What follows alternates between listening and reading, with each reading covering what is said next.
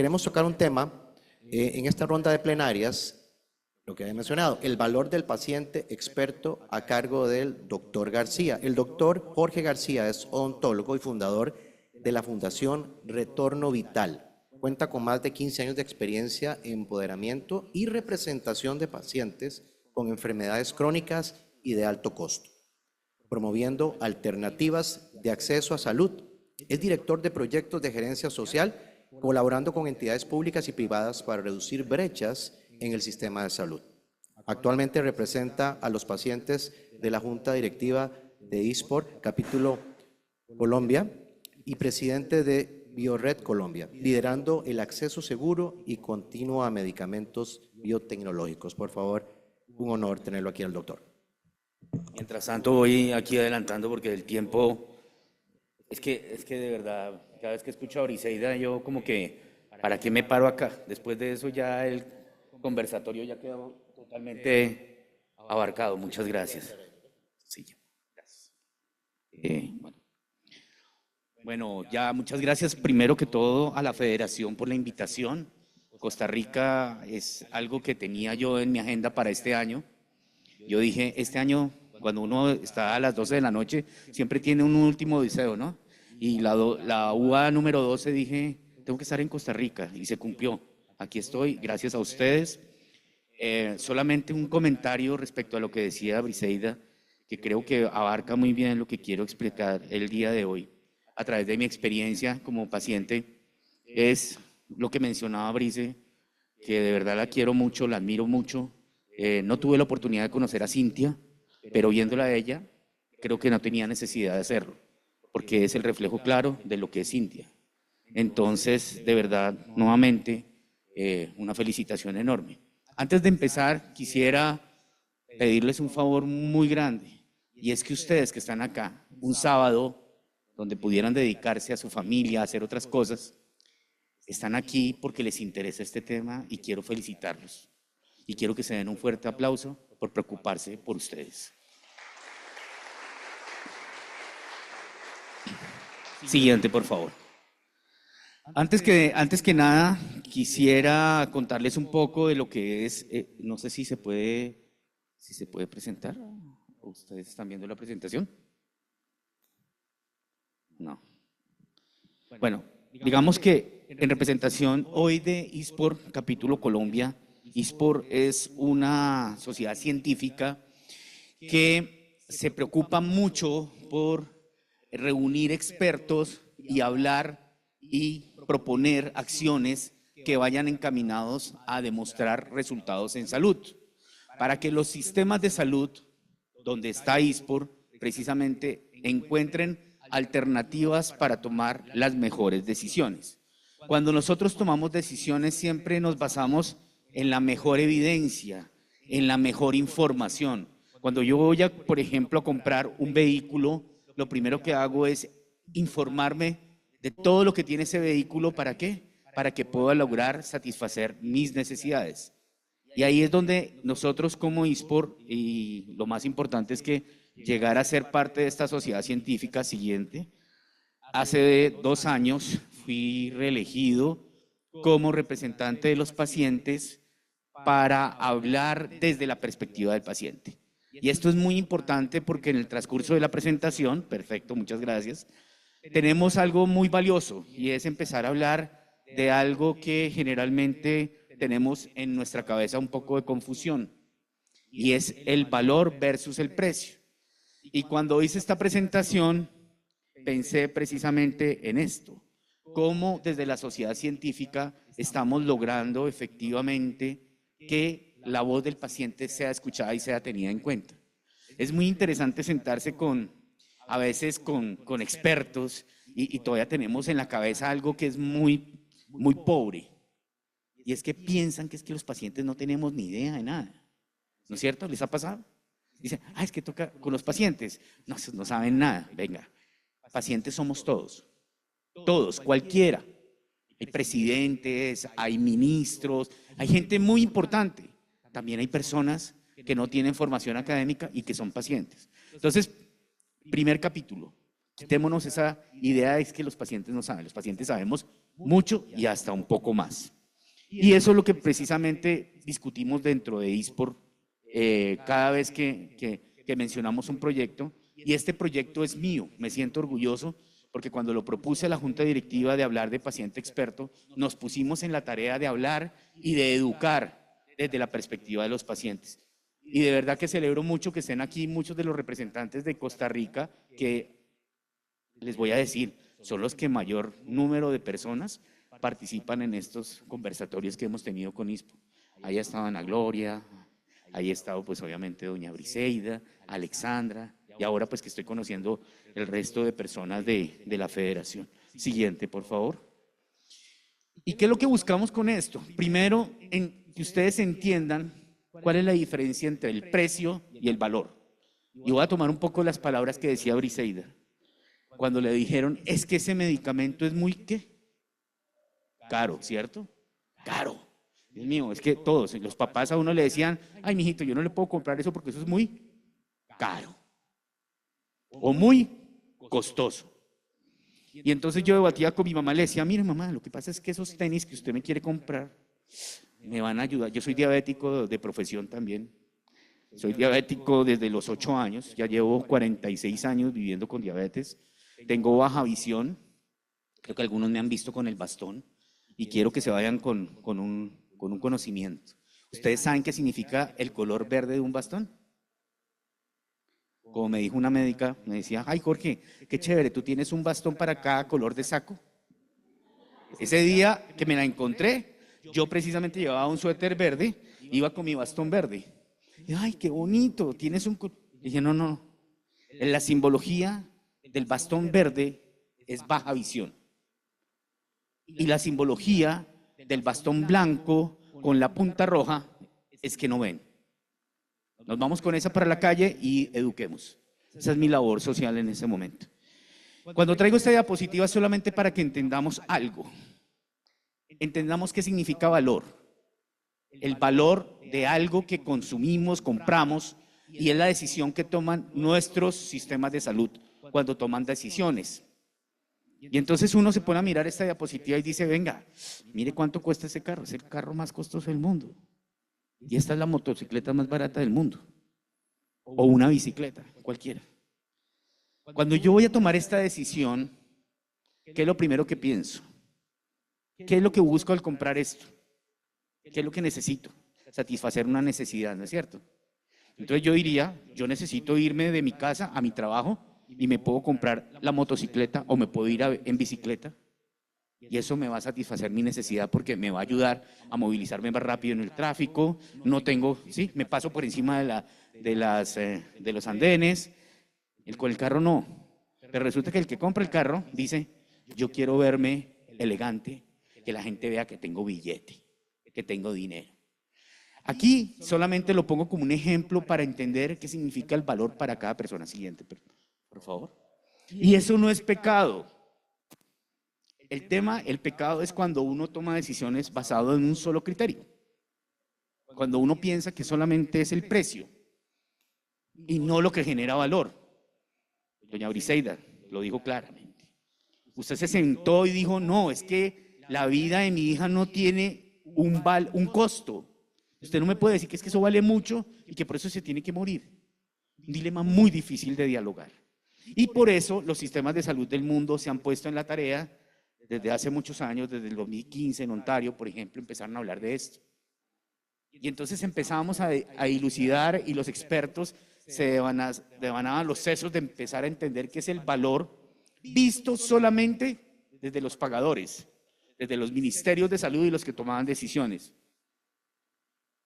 Otra vez, Brice, qué pena, te voy a poner todo el ejemplo porque te lo mereces. ¿Sí? Y es, no, precio no, valor. Pero resulta que no hay información suficiente más allá de lo que están haciendo hoy las agencias y que ahora más adelante va a estar con nosotros mi referente de Colombia, que es la doctora Adriana, del Instituto de Evaluación de Tecnología en Salud, donde necesitamos generar evidencia para que podamos generar un discurso desde la perspectiva de los pacientes. Y ahí se han creado varios mecanismos con los cuales podemos empezar a generar evidencia de lo que necesitan los pacientes. Y son esas famosas encuestas PROMS y PREMS, que en las siglas en inglés significan que son todos esos resultados que nosotros le contamos, por ejemplo, en una consulta a un paciente, a un médico.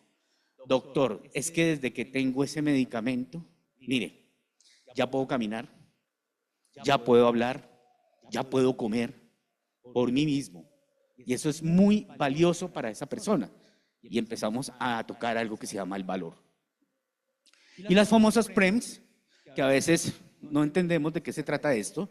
Los PREMS es que cuando vamos a los servicios de salud, cuando vamos a un programa de atención integral a pacientes, por ejemplo en oncología, vemos que hay un grupo interdisciplinario que está allí.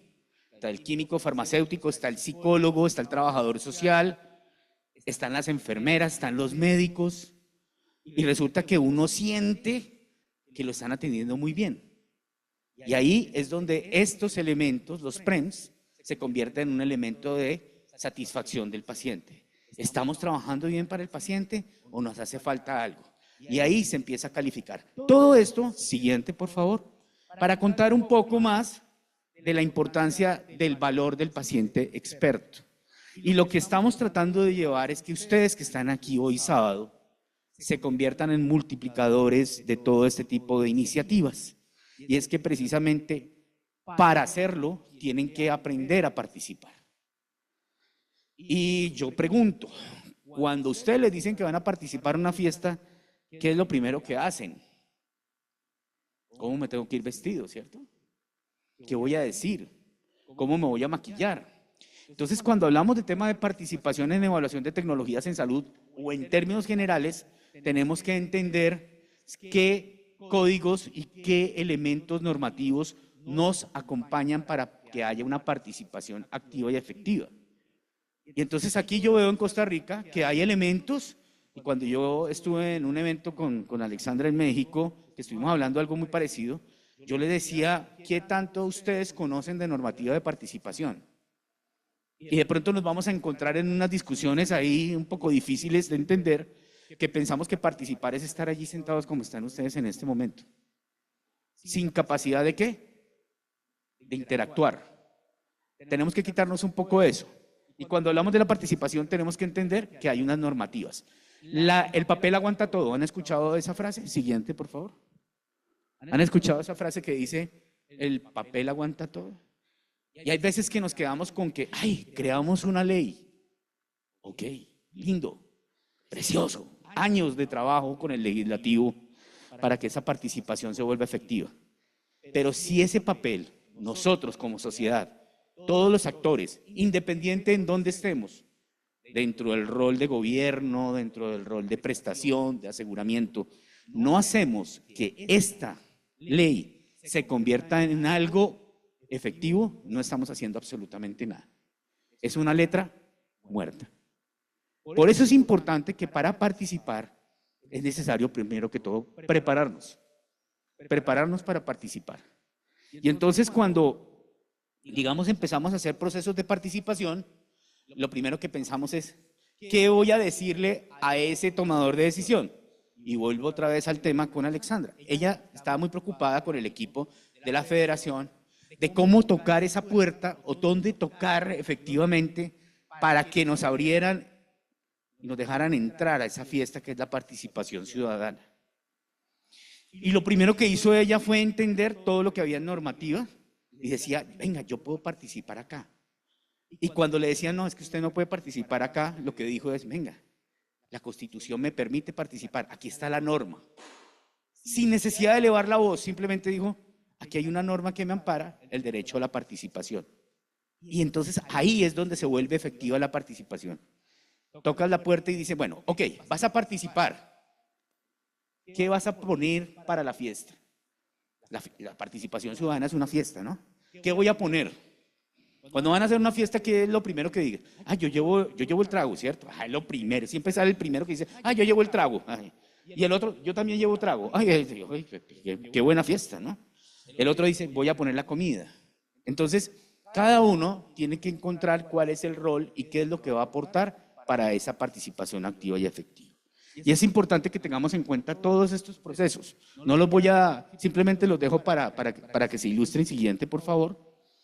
Y es lo que me ha ayudado a mí a entender un poco cómo era la participación. Hace 5 años, 6 años atrás, no sabía cómo tenía que participar y qué tenía que hacer para que esa participación fuera efectiva. Siguiente, por favor.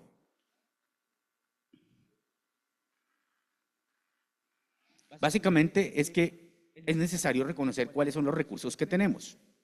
Y aquí es donde es necesario que ustedes como federación y aquellos que no están federados se unan. Es que cuando uno hace comunidad, generalmente uno quiere salvar al mundo. Entonces uno quiere hacer el recurso de amparo, uno quiere ir a hablar con el ministro, el otro quiere ir a hablar con la Secretaría de Salud. Es la misma persona, la Santísima Trinidad. Todos queremos ser únicos. Y resulta que nos desgastamos demasiado. Y es necesario que para participar tengamos claro algo que es muy importante y que creo que no lo he dicho durante mi intervención. ¿Qué tanto valor genera cada uno de ustedes a la participación? ¿Qué sé hacer yo muy bien? Briseida lo dijo muy bien, ella jode. Entonces pongámosla como jodedera oficial de la organización. Hay otras personas que les encanta escribir, a otros les gusta analizar. Entonces encontremos el valor de cada uno para que esta participación sea unificada y se pueda llevar a un resultado efectivo. Y eso es lo que hemos logrado. Ahí, si ustedes me preguntan cuál es la clave, es esa.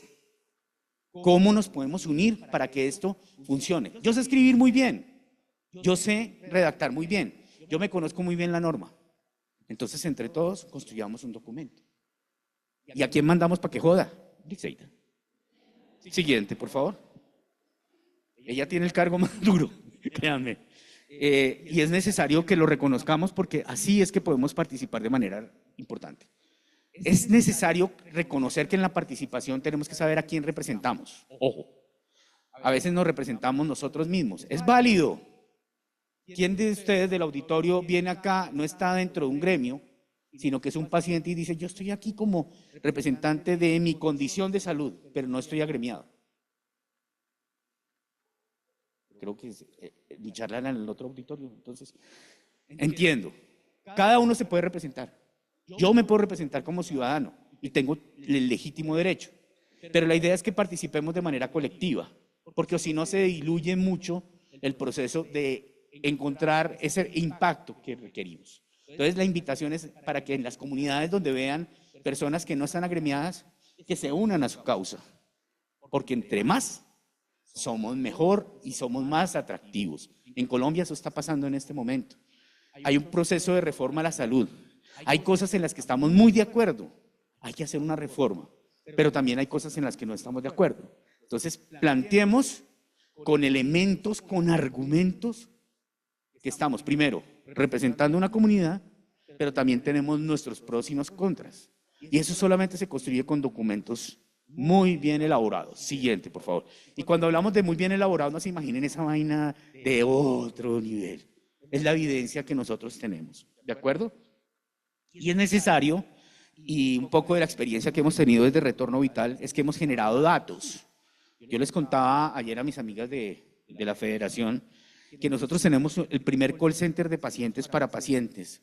Es una herramienta que ha sido reconocida en Colombia y a nivel latinoamericano y a nivel mundial. Me siento orgulloso de ser parte de ese equipo. Y es que precisamente lo que nosotros buscamos es que dentro de esa planificación de la participación tengamos elementos para poder llegar y tocar la puerta.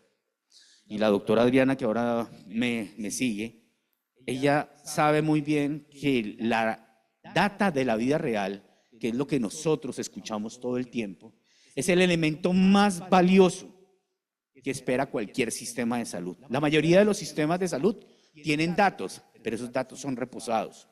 A veces son del 2016. ¿Ustedes han visto cuando presentan los datos? El último informe reciente del 2015. En cambio, ustedes se pueden parar acá y decir, este es el reporte de la semana pasada. 1.454 pacientes nos han buscado hasta el día de hoy. Es esa la diferencia. Siguiente, por favor. Para no cansarlos, simplemente para contarles un poco que para que logremos una participación efectiva necesitamos, ustedes como líderes, crear 2 elementos básicos: las habilidades duras y las famosas habilidades blandas. Las habilidades duras, es todo lo que les acabo de contar. Argumentación técnica, científica, evidencia, ¿sí? Contundencia. Y de pronto me iría un poco también a doña Briseida. A joder, listo, es válido. Eso es una estrategia buenísima, ¿sí? Y a mí me toca. Y a la doctora Adriana le ha tocado muchas veces de mi parte. Yo soy incisivo y escribo.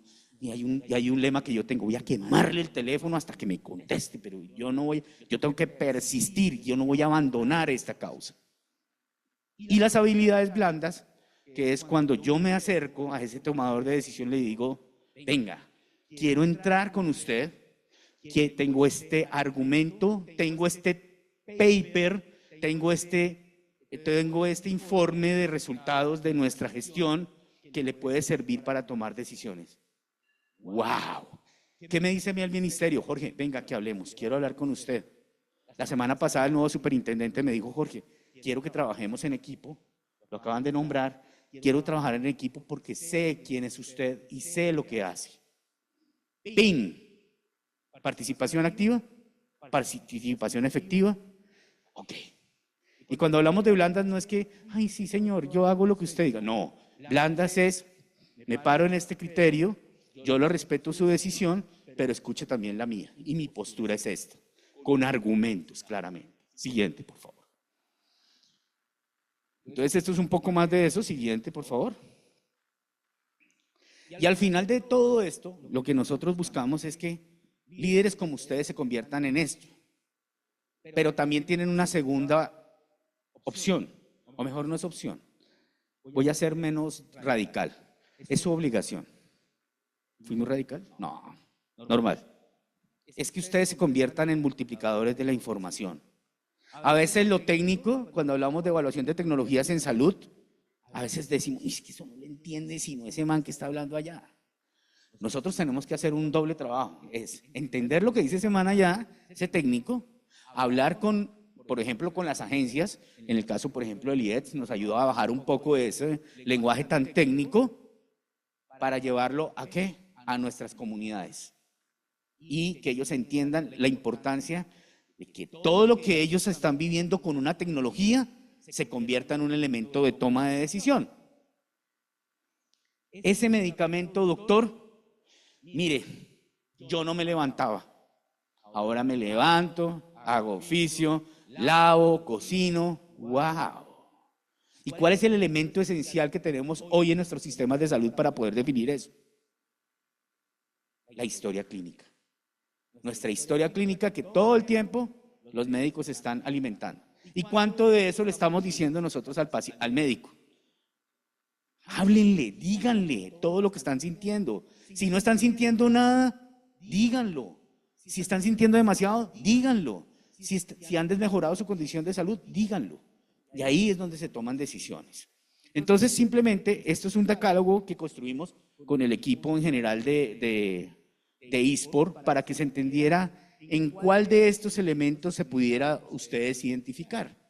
Y aquí vengo y traigo un poco el ejemplo, siguiente por favor, de lo que decía Roberto Saldaña, que muchos de ustedes, de los líderes que estuvieron en Cartagena ahora en el Congreso de eSport, nos comentaba de la importancia de entender cuál era nuestro rol y cuál es nuestra experticia, cuál es nuestra expertise y qué podemos hacer para que esto se convierta en un decálogo de paciente experto. Si ustedes lo leen, yo sé que no lo van a leer ahora, pero lo voy a dejar en la presentación. Cualquiera de estos elementos que ustedes ven aquí, o características o decálogo, ustedes se sienten identificados. Conocimiento. Hay muchos que dicen, yo soy experto en mi condición de salud.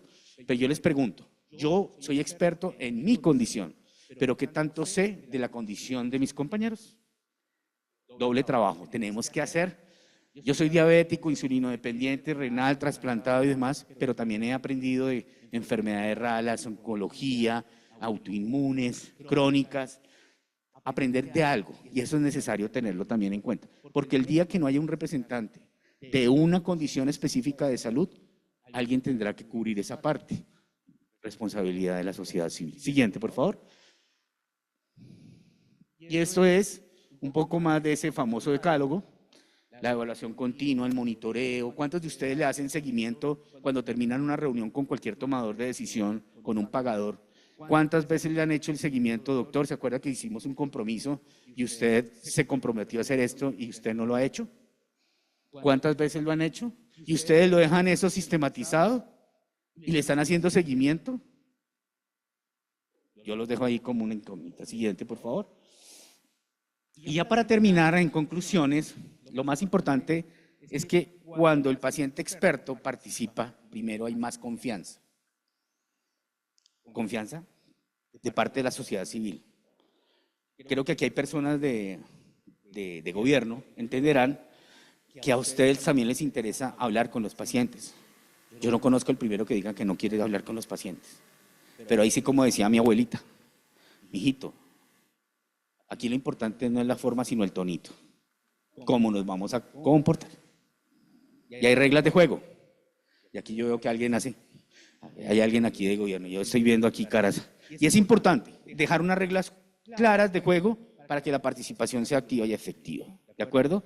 Es necesario también que nos preparemos, nos eduquemos, nos formemos. Y ahí es donde las agencias como, por ejemplo, el Instituto de Evaluación de Tecnología en Salud está en la tarea de hacer algo por los pacientes, crear como ese capítulo de educación desde las agencias, entidades como ISPOR que nos pueden ayudar a entender un poco más ese lenguaje técnico de cómo participar.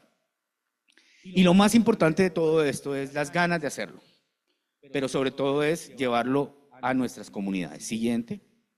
¿Qué oportunidades y qué retos tenemos? Tenemos muchísimos.